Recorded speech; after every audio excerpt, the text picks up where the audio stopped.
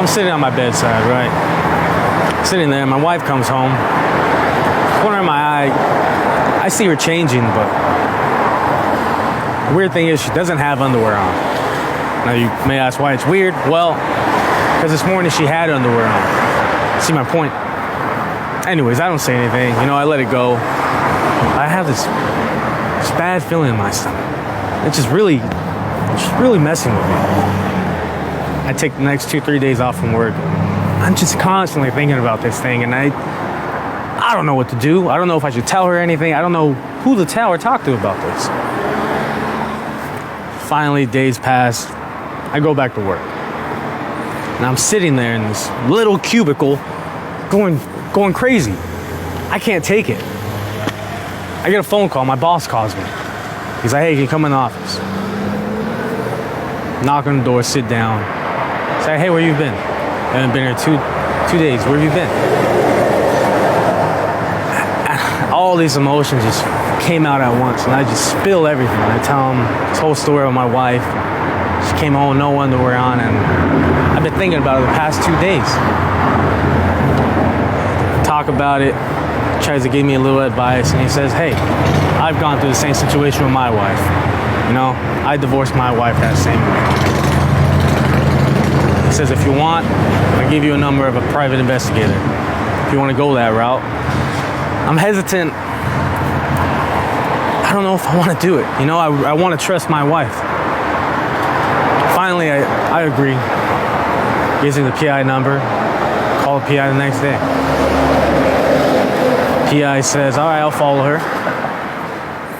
So I go on with my days, work with my wife, acting like everything's perfectly normal. PI calls me back next couple of days, says like, hey, we haven't found anything on your wife. Am I okay? Well, I guess we're good then, right? He says, I'll go one more night, and I'll see if I can find anything, okay? I agree. He goes out. I think everything's over with. So I'm like, all right, maybe I'll go have a drink. My wife just went out. She went with her friends, her coworkers, whoever. So I'm like, I'm gonna go have a drink too. So I go to this one bar, one of my favorite bars. Guess who I see? I see this damn PI I hired. And he's out there at the table right across the bar with all these girls while I'm over here having my drink. And I just paid this guy how much money?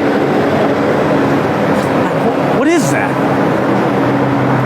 Finish my drink, I go home, and I'm sitting there thinking, what just happened? You know? Anyways, I mean, I can't tell my boss. Like, PI number he gave me didn't work. This guy literally took my money and didn't do anything. So I do a little more research, and I'm like, maybe I should try one more time. I find the PI number. This time it's some older guy, some ex-Marine. We have a little conversation. He seems a little shady. But he's like, look, I'm gonna do whatever it takes. Just don't ask questions. That's the main thing. Whatever I do, don't ask any questions. I'm not okay. As long as you get it done, I'm okay with that. So whatever. Next couple days go by. I'm still going crazy thinking about this whole thing. It's driving me crazy. Man, I can't eat, I can't sleep. Finally, one morning he calls me. He's like, hey, you're gonna have to meet me later by this hotel. All right, deal. I drive to this hotel on the other side of town. I park, and he's like, hop in the car. We get in the car, and I'm like, what's the deal? What am I doing outside this hotel? He's like, just shut up and listen. He like tells me, well, I've been following your wife, and, you know, led her back to this hotel. Okay. And I'm sitting there. Out walks my wife. You know who she walks out with? My boss. The same boss that told me to hire this PI. And I'm hot, man. I'm livid. I'm going crazy. I want to run out that damn door, and I want to go chase her and confront her, and I want to just beat hell out of this guy, you know? This Marine says, relax, calm down. He's literally holding me down, making sure I don't walk out this door. He says, look, man, it's not the only thing. They're not only meeting up at these hotels, they also have an account, some OnlyFans account. They're over here making content. Well, she's cheating on me. What is that? And he's still trying to hold me down. He's like, look, don't say anything, all right? So you shut up, sit right here and listen. This is what you're gonna do. You're gonna go home, you're not gonna tell your wife anything, you're gonna sleep it off. Next morning, you're gonna confront your boss because he has more to lose than you. He says, when you see your boss tomorrow, you tell him, you throw everything on the table and you say, hey, this and that, because your boss could get fired, he could lose everything. Talk down a little bit. I go home, have a drink, go to sleep. Next morning, knock on my boss's door. We sit and have a conversation. Everything's out on the table. I'm like, hey, I know what you're doing. All the cards are in my hand. He has nothing at this point, and he notices that too, and he realizes that he's screwed. He's screwed. So he goes, let's make a deal. I could probably help you. Let's just help each other. We talk a little bit.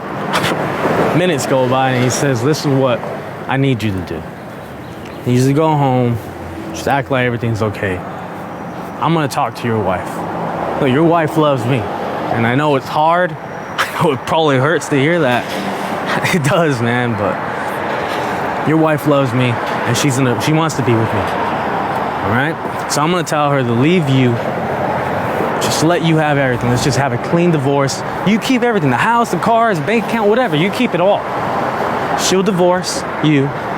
She'll come with me. I'll get married. I'll take care of her. All right.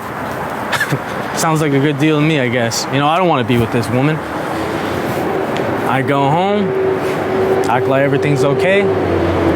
My wife walks in, she tells me, hey, I'm leaving, I'm done, I want a divorce. Okay. I don't fight, I don't say anything. She's like, you can have everything, the house, the cars, whole bank account. Basically, the whole conversation I just had with my boss, she just can't had with me. So I'm like, all right, I guess the plan's working. So, next couple weeks, we go through the divorce, everything settles, she moves in with him, I keep the house. I'm sort of a happy man. How happy can you be when you have to deal with something like that? I learned how to live with it. I'm still working under this guy too, which makes it even worse. So I had to try to find another job at the same time. Anyways, everything's good. I hear they're gonna get married and they're gonna have kids and all this stuff, and that's fine with me. Finally, I think I need a change in my life, so I decided to go to church. I haven't gone to church in a couple of years, but I think under the circumstances and what I've been through, it might be a good time. I go to church.